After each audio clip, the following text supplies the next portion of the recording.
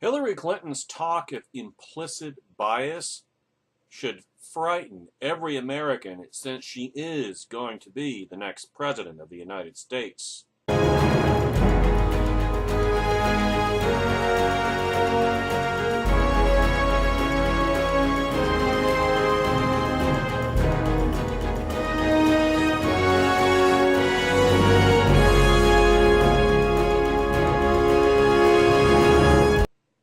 This, as David French writes today at nationalreview.com, is a road down which we should not want to travel. The Trumplicans gave us no choice. You're guilty, and you don't know it. Sure, you think you're a decent person who treats people fairly, judging them on the content of their character and not the color of their skin. But let's face it, you're deluded. Especially if you happen to be white. You're biased and you don't even know it. You're unaware of your own privilege and of the extent to which your beliefs, speech, and even mannerisms oppress people of color, or colored people. It's time to confess. It's time to be re-educated. It's time to rid yourself of your false consciousness. In other words, we are all Donald Trump now.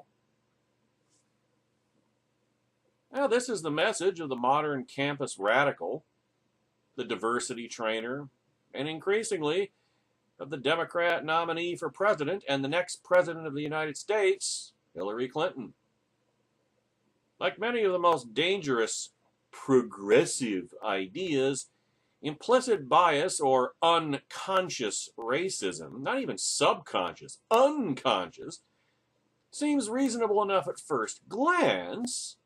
Not even really then. Aren't we all shaped by our environment and upbringing to make snap judgments about people? Aren't those judgments often wrong? Couldn't we all use exposure to different cultures and ideas to help us get past preconceived notions and casual bigotries? What could be wrong with that? Well, indeed, in the debate Monday night, Mrs. Clinton framed her discussion of implicit bias as a malady from which we all suffer, telling Lester Holt, quote, "I think implicit bias is a problem for everyone, not just police. I think, unfortunately, too many of us in our great country jump to conclusions about each other." Classic left-wing nut psychological projection. Well, yes, too many people do jump to conclusions. So what's, like Hillary Clinton, for example? I mean, isn't implicit bias itself jumping to conclusions? Hugely. So what's the solution, Hillary? Quote, "When it comes to policing, since it can have literally fatal consequences, I have said in my first budget, we would put money into that budget to help us deal with implicit bias by retraining a lot of our police officers." Can we interpret that as firing all the white cops? Even though black cops have shot black perps. So, I mean, retraining, huh? Wait a minute. Wait. What? If we're all biased, who's training whom? Didn't think through the logic of this, did she? Now, let's be very clear.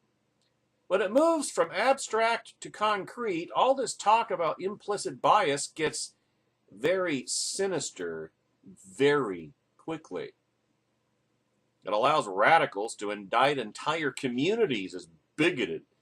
It relieves them of the obligation of actually proving their case.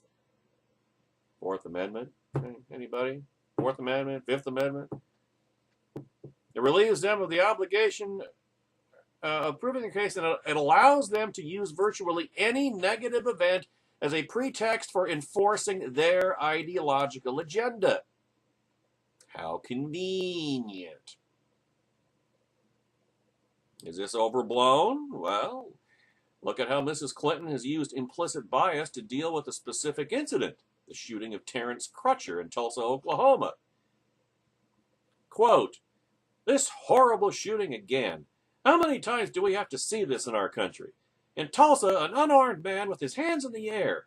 This is just unbearable, and it needs to be intolerable. And maybe I can, by speaking directly to white people, say, look, this is not who we are. We have got to do everything possible to improve policing, to go right at implicit bias. Close quote. This is extraordinarily irresponsible. How does Hillary possibly know that Crutcher's shooting had anything at all to do with race? I don't recall her being in Tulsa that night. There is no we about a police officer's decision to pull the trigger. So why are we talking about collective guilt? Because that's what left-wing nuts do. There are no individuals in the Borg Collective.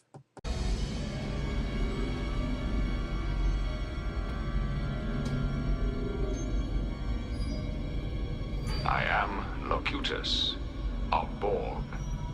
Resistance is futile. Your life, as it has been, is over. From this time forward, you will service us. Besides, that's the magic of implicit bias and unconscious racism. Skepticism of its existence is proof of its existence. See how well that works? And you can just know that Crutcher or Philando Castile or Michael Brown or Keith Scott would be alive today if they had been white. In other words, the very existence of the incident proves the racism. The denials of racism, guess what? Prove the racism. Boy, stacked deck doesn't begin to describe it, does it? And everyone who's keeping score or gets it knows the real truth. Indeed, it is this politicized metaphysical certainty that breeds premature calls for justice and retraining. If you don't believe what the radicals think you should believe, you must be taught to believe something different, whether you want to or not. On the government's dime, of course. Hillary wants to fund the retraining, and the NAACP wants to make it mandatory, complete with sanctions if your perceived biases don't disappear. Oh, man. Now, how will the thought police know the actual police are biased? If they don't believe the right things. Spend any time on campus, in diversity training, or on progressive websites, and you will see that disagreement with leftist cultural critiques is all the proof anyone needs of racism and other forms of bigotry.